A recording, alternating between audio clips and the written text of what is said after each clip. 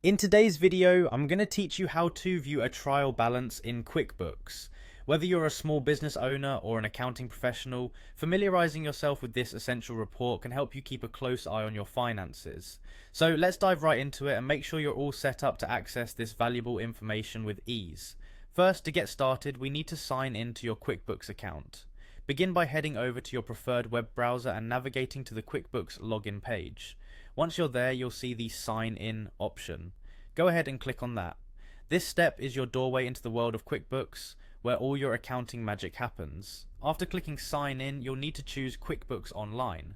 QuickBooks offers various versions, but for this tutorial we'll be focusing on the online version, which provides you with the flexibility to access your financial data from virtually anywhere.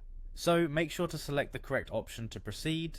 Next up, it's time to type in your credentials. This is your email or user ID and your password that you use to access your QuickBooks account. Keeping your login information secure is crucial to protect your financial data. Once you've entered your details, click Continue to move on to the next step. Now that you're logged into your account, the next step is to navigate to the Reports tab. This tab is a treasure trove of financial information that QuickBooks compiles for you. It's conveniently located on your dashboard.